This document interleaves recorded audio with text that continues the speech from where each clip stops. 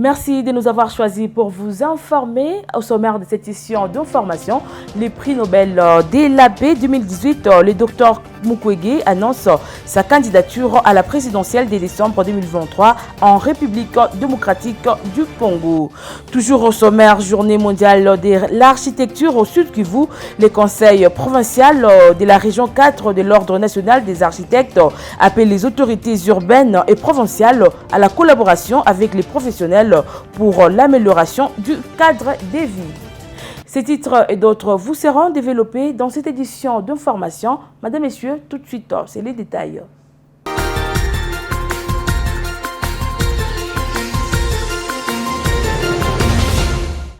Ouvrons ce journal par cette information. Le prix Nobel de la paix 2018, le docteur Denis Mukwege annonce sa candidature à la présidentielle en République démocratique du Congo. Cette annonce a été faite ce lundi 2 octobre 2023 lors de son adresse aux Congolais depuis la capitale Kinshasa.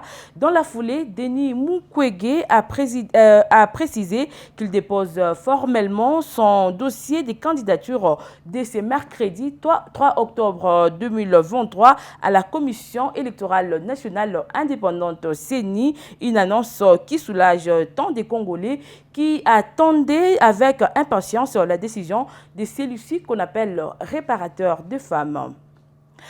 Poursuivons avec cette session d'information. Le monde célèbre ce lundi 2 octobre 2023 la journée mondiale de l'architecture au Sud Kivu. Le conseil provincial de la région 4 de l'Ordre national des architectes appelle les autorités urbaines et provinciales à la collaboration avec les professionnels pour l'amélioration du cadre de vie et de l'habitat dans la province. Suivez ces reportages de Joseph Mouima. Dans une communication faite à cette occasion, le président du conseil provincial de la région 4 de l'Ordre national des architectes, Célestin Baavira, dit constater que la surpopulation de la ville de Bukavu pousse les habitants à réaliser des constructions sans l'aide des professionnels sur tout espace propre ou impropre à la construction. Tout en saluant les efforts actuels de la mairie de Bukavu pour le rétablissement de l'ordre et l'assainissement de la ville, l'Ordre national des architectes invite les autorités à matérialiser une collaboration entre eux afin de joindre les efforts ensemble pour l'organisation des territoires et la production d'une architecture sociale et respectueuse de l'environnement. Tout de même, Célestin Baavira demande à la population de faire toujours recours aux architectes et ingénieurs dont, selon lui, les coûts sont proportionnels aux besoins exprimés avec un résultat satisfaisant. Nous nous rendons compte que ce thème touche de plein fouet notre chère ville de Bukavu, où la surpopulation pousse les habitants à l'autoconstruction, c'est-à-dire le fait pour des particuliers de réaliser leur construction sans l'aide professionnelle, sur tout espace propre ou impropre à la construction. C'est ici aussi l'occasion pour l'Ordre national des architectes de la RDC, dont je dirige le conseil provincial de la région 4, de lancer un appel aux autorités urbaines de Bukavu et provinciales du Sud Kivu pour matérialiser une collaboration entre nous afin de joindre nos efforts pour l'amélioration du cadre de vie et de l'habitat dans nos milieux, tout en saluant les efforts actuels de la mairie de Bukavu pour le rétablissement de l'ordre et l'assainissement de la ville. À noter que cette journée, qui coïncide avec celle de l'habitat, a été commémorée sous le thème « L'architecture pour les communautés résilientes ». Et en marge de la commémoration de la journée internationale de personnes de troisième âge célébrée chaque 1er octobre de l'année, au Sud Kivu, les associations de personnes de troisième âge plaident pour leur prise en compte dans la communauté. Suivez donc les détails dans ce reportage de Deborah Namegabé. Et ce lundi 2 octobre 2023, au cours d'une marche pacifique organisée. Cette manifestation est partie de la place de l'Indépendance jusqu'au gouvernorat des provinces où un mémorandum a été lu et déposé. Dans ce mémorandum, le manifestant demande au gouvernement tant national que provincial une place dans les institutions de prise de décision. Le porte-parole des synergies des associations des personnes de troisième âge, Joseph Kadjibwami. Cette journée nous offre l'opportunité de réfléchir sur l'engagement de notre pays, étant l'un aussi des membres des Nations Unies, appelés aujourd'hui à l'applicabilité des résolutions en faveur des personnes de troisième âge de la République démocratique du Congo. Nous saluons et félicitons le président de la République démocratique du Congo, son Excellence Félix Antoine Tshisekedi Tshilombo, pour certains points positifs réalisés en faveur des personnes de troisième âge. Entre autres, nous citons la création de SENSAP pour la pension de retraite aux agents de la fonction publique. Reçu par la directrice des cabinets adjointes du gouvernorat de Provence, Geneviève Mizumbi, leur a promis de remettre ce mémorandum acquis des droits. Bonne fête ya journée yenu.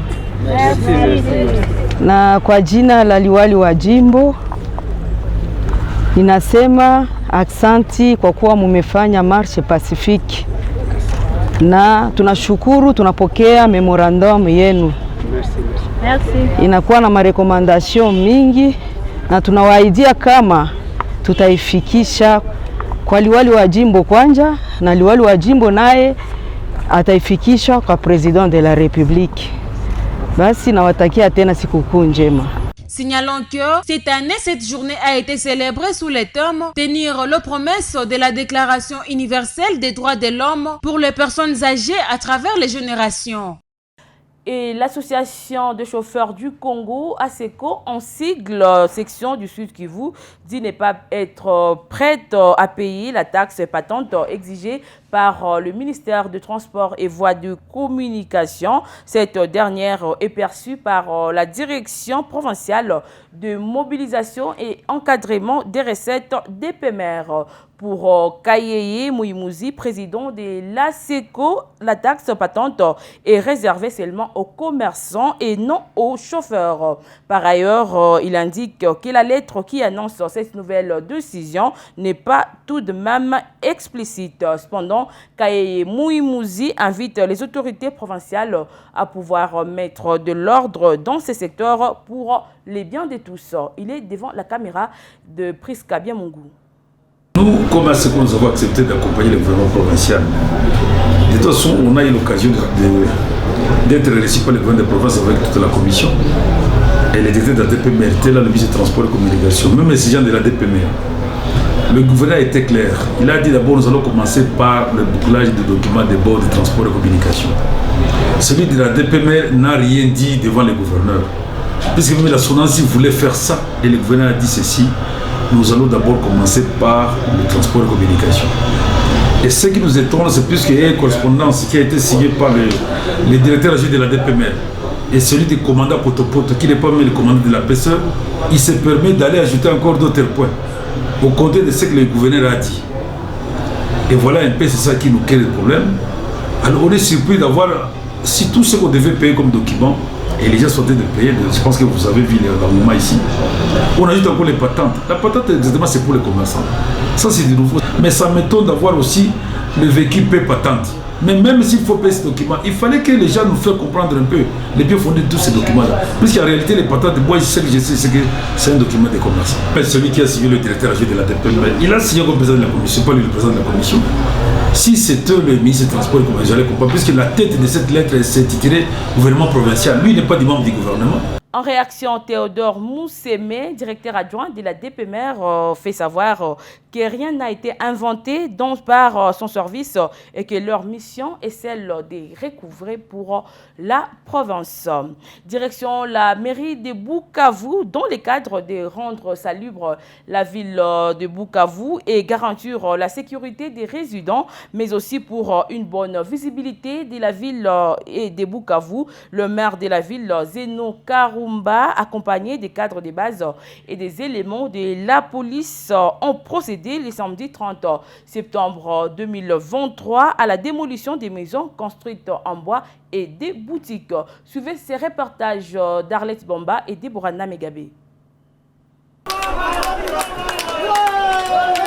L'opération en question a débuté à la place de l'Indépendance jusqu'à l'entrée de la clinique universitaire de l'UOB. Sur place, les tracteurs passaient en démolissant des kiosques en bois, en tôle, les hangars, les conteneurs logeant le long des artères de cette partie de la ville. Pour les maires de la ville, cette opération permettra de rendre la ville belle, bien que certains propriétaires de kiosques, boutiques, maisons en bois puissent être mécontents. D'après lui, cette initiative est essentielle pour rendre la ville plus agréable à vivre et à visiter. Ce n'est pas seulement les boutiques, c'est tout le monde qui devant son espace, devant sa maison, doit rendre propre l'entrée de sa maison. Les magasins, même, les demandes d'ailleurs des pavés, ceux qui sont sur les trottoirs, des pavés devant leur maison ou leur boutique. Signalons que depuis un moment, les maires de la ville de Bukavu s'élancent dans l'opération de l'assainissement des agglomérations urbaines, telle que recommandée par le gouverneur de la province du Sud Kivu. Toujours dans le même chapitre, le collège provincial des étudiants appelle la population de Bukavu d'abandonner la mauvaise pratique de jeter des déchets un peu partout sur les artères et caniveaux de la ville de Bukavu. Un appel lancé lors d'un salongo spécial organisé le samedi 30 septembre 2023. Suivez ces reportages.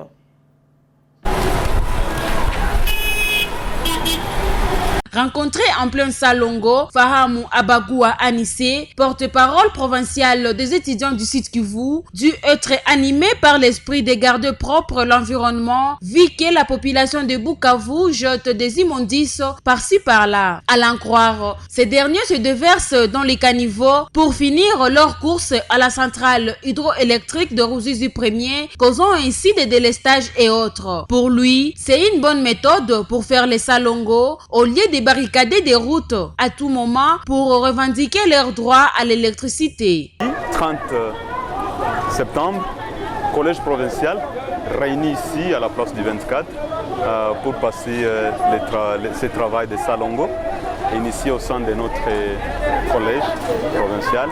Et puis, ce qui nous a motivés à passer à ce travail, c'était tout d'abord, on a été animé par l'esprit, l'esprit de garder notre environnement. On s'est dit que non, notre environnement est en train de polluer, en train d'être détruit. Okay. Maintenant, il s'observe plusieurs fois que les étudiants de l'ISP sont en train de barricader la route parce qu'il y a coupure de courant.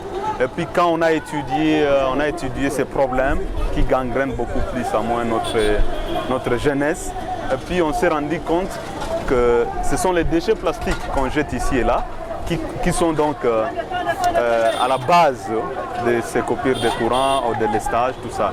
Maintenant, on s'est dit quand même, sensibiliser, conscientiser les étudiants à moins de passer à ces travaux de Salongo. Et puis, à la suite, on va aussi sensibiliser aussi la population de ne pas jeter aussi, quand vous avez consommé du jus, ne pas jeter aussi des déchets plastiques. Signalant que des déchets plastiques et autres immondices déchargés dans les lacs Kivu entravent depuis un moment le fonctionnement du barrage de la Ruzizi au site Kivu. La SNOL a toujours déploré cette situation qui leur oblige d'arrêter chaque jour le fonctionnement de ces machines afin de dégager ces déchets plastiques. La conséquence est que ce phénomène occasionne de délestage alors que la desserte était déjà devenue stable dans la ville de Bukavu. Et la campagne de sensibilisation sur la participation de tous aux travaux communautaires a été lancée le week-end dernier dans la ville de Bukavu par Anani Lunanga, président de la fondation Anasoft, en présence de milliers de personnes venues pour la circonstance. Suivez ces reportages d'Éric Morola rendus par Arlette Bamba.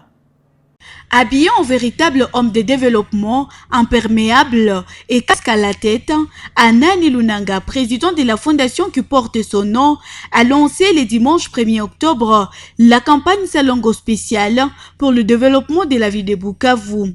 Cette activité s'est déroulée à l'école primaire Majirani à Chimpunda dans la commune de Kadutu au milieu de la population. Le patron de la fondation Anani Lunanga a profité de cette occasion pour remercier la population de la ville de Bukavu qui a répondu présente à cette grande activité qui vise non seulement à développer la ville de Bukavu, mais aussi à lutter contre le chômage. À l'en croire, la fondation Anani Lunanga a déjà donné plus de 75 000 $ américains aux mamans et jeunes entrepreneurs qui aujourd'hui certains nourrissent leur famille grâce à cet argent et remboursent sans intérêt. Il a aussi annoncé la poursuite des travaux de construction des escaliers et ponts pour l'intérêt général de la population, non seulement de la commune de Kadutu, mais aussi de la ville de Bukavu. À l'issue de cette activité, le patron de la fondation Anansoft a reçu plusieurs cadeaux venant des organisations de jeunes et femmes qui sont soutenues par sa fondation et qui reçoivent régulièrement le fonds de la part de la fondation pour ses activités génératrices de revenus. Signalons que Anani Lunanga est candidat à la députation provinciale dans la ville de Bukavu. Il a invité toute personne qui désirait l'accompagner à adhérer dans des associations qui soutiennent la vision de sa fondation. Cette activité s'est clôturée au marché dit chez Moiti, où il a promis aux vendeuses et vendeurs la construction des hangars. Le nouveau secrétaire exécutif provincial de la CENU au Sud Kivu, Pius Bikungu, a pris fonction officiellement le samedi 30 septembre 2023. C'était au cours d'une cérémonie de remise et reprise avec son prédécesseur Gaudence Maéché. La dite cérémonie s'est déroulée en présence de la société civile au Sud Kivu ainsi que d'autres cadres de la CENI. Le nouveau patron de la CENI Sud Kivu a salué la collaboration qui régnait entre lui avec son prédécesseur tout au long de son mandat. Par ailleurs, Pius Bikungu indique qu'il ne ménagera aucun effort pour réussir la mission lui assignée. Suivez. Nous vous garantissons, monsieur le chef, l'expertise que vous nous avez communiquée. Nous allons l'utiliser et nous allons l'appliquer pour que nous puissions aussi réussir la tâche qui nous a été chargée. C'est ainsi que je vais demander à nos partenaires, à nous mêmes membres agents de la CENI, aux partenaires et aux amis journalistes, faisons donc le travail non pour nous-mêmes, mais pour la nation congolaise tout entière. D'où travaillons dans la transparence, dans l'équité, dans l'endurance, dans l'abnégation, dans la résilience, dans le courage et le patriotisme. Pendant ce temps, la société civile Bureau de coordination appelle le nouveau patron de la CENI à bien diriger cette entreprise étatique, mais également à la collaboration. Suivez Adrien Zawadi. Merci. Le deuxième mot, c'est le mot d'encouragement et de soutien à celui qui entre, qui vous remplace, qui est aussi les nôtres. Nous voulons vous rassurer que comme nous avons travaillé avec les 7 sortants, Maëch, nous allons continuer sur cette main de lancée, mais nous vous demandons aussi plus de collaboration comme il a été, et plus d'écoute et moins de paroles. Il ne parlez pas trop et la tâche que vous avez, c'est une tâche très compliquée, très compliquée dans un contexte que vous connaissez mieux que nous. Donc nous vous demandons d'être toujours à l'écoute de la population, à l'écoute de la société civile. La société civile garantit de travailler côte à côte avec. Au total, 15 470 patients ont été reçus en consultation au Sud Kivu et au Maniema lors des interventions d'urgence depuis janvier à août 2023 par l'organisation Médecins Sans Frontières MSF. Chiffre révélé lors d'un café de presse organisé ce lundi 2 octobre 2023 à son bureau situé à Mumba, dans la commune d'Ibanda. Suivez dans plus de détails dans ces reportages de Steven Chiembi et Arlette Bamba. Parmi ces interventions d'urgence, 81 541 enfants vaccinés contre la rougeole, 5 661 vaccinés contre la choléra, 42 personnes à Bukavu pour traumatisme depuis Bouchouchou, 13 009 enfants ont bénéficié d'une prise en charge contre la rougeole, 151 victimes de violences sexuelles prises en charge de janvier jusqu'au mois d'août 2023. D'où 15 interventions d'urgence menées au cours de janvier à août 2023 2023 avec des équipes d'urgence, confirme Ulrich Crepin, chef de mission adjoint de MSF au site Kivu et au Maniema. Au courant de l'année 2023, il faut déjà le rappeler que Médecins sans frontières dispose de 2 équipes d'urgence qui interviennent dans les 2 provinces. Et au courant de l'année 2023, on peut noter déjà 15 interventions d'urgence que nous avons menées entre janvier jusqu'au mois d'août de cette année 2023. Et notamment, ces interventions sont beaucoup plus focalisées sur les besoins humanitaires de façon globale de la population dans les 2 provinces. Disons le tableau humanitaire de Sud Kivu et du Maniema aujourd'hui, comme vous le savez, on note de plus en plus le déplacement de population qui reste une conséquence liée aux conflits armés, liée à la situation sécuritaire qui oblige les populations à quitter d'un village à un autre, d'une ville à une autre, et pour se protéger et se procurer la sécurité. Donc, et ça constitue un grand problème humanitaire. Donc, beaucoup de nos interventions sont aussi focalisées sur les déplacements des populations, répondre aux besoins médico-humanitaires de ces populations qui sont vulnérables. Nous avons aussi les épidémies à répétition, notamment le choléra, la rougeole, et qui sont aussi un grand problème de santé publique dans les 2 provinces, et que généralement, en collaboration avec le ministère de la Santé, nous essayons d'appuyer les efforts des autorités pour pouvoir pallier à tous ces problèmes humanitaires que je viens de noter. Rappelons que MSF est une association internationale humanitaire d'urgence créée en 1971 à Paris par le médecin et journaliste et est présente dans plus de 70 pays, mais c'est seulement qu'en 1977 qu'il voit les jours en RDC. Bouclons cette session d'information par cette actualité. Le département de la pédiatrie de l'hôpital provincial général des références de Bukavu a bénéficié samedi 30 septembre 2023 d'un lot important de couveuse pour la prise en charge des enfants prématurés, une catégorie d'enfants jugés naturellement vulnérables. Ces gestes et du Rotary Club Amani Bukavu. Suivez ces reportages. La remise de ces couveuses est intervenue à cet hôpital en présence de médecins spécialistes de ces départements. Pour les Rotary Club Bukavu Amani, donateurs de ces couveuses, ces gestes visent non seulement à appuyer ces départements pour son travail noble de sauver des vies, mais aussi à sensibiliser d'autres personnes ou organisations à intervenir en faveur de ces enfants. Son président Blaise Moulimbi en parle. Le Club Bukavu Amani est venu aujourd'hui à l'hôpital provincial. Pourquoi? Pour faire la remise des kits. Nous avons fait une remise des kits Mère Kangourou à l'hôpital provincial. C'est des kits qui viennent suppléer à l'insuffisance en fait des couveuses. Les couveuses qui aident les enfants prématurés nouveau-nés à garder une certaine température et à se rétablir pour aller rentrer à la maison.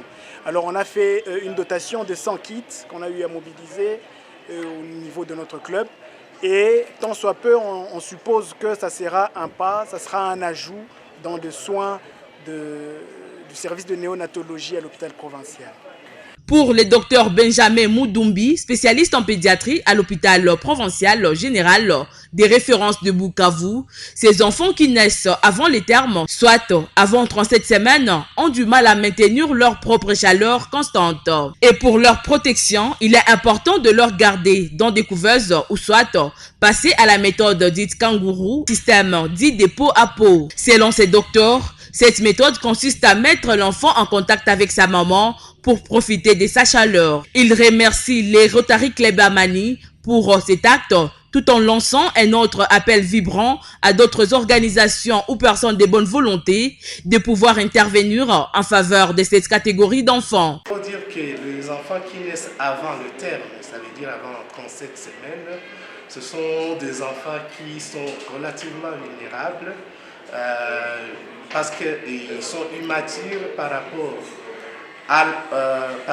à beaucoup de systèmes, notamment aussi ils sont incapables de maintenir leur propre température constante. Ça veut dire maintenir la température autour de 37 degrés. Et parmi les méthodes qu'on utilise pour maintenir leur température. Il y a des couveuses et il y a aussi la méthode kangourou. Le besoin. Et ces gestes des Rotary Club, c'est un geste qu'on peut considérer comme un geste de sensibilisation pour sensibiliser les autres groupes parce que les besoins ils sont énormes. L'hôpital qui doit fonctionner sur ses fonds propres. Notez que les Rotary Club à Mani, Bukavu intervient dans plusieurs secteurs de la vie, surtout dans les domaines humanitaires. Plusieurs gestes caritatifs sont à son actif à Bukavu, comme dans les territoires du Sud Kivu depuis sa création. C'est par cette actualité que nous mettons un terme à cette session d'information. Madame, Messieurs, merci à vous de l'avoir suivi et à très bientôt. Au revoir.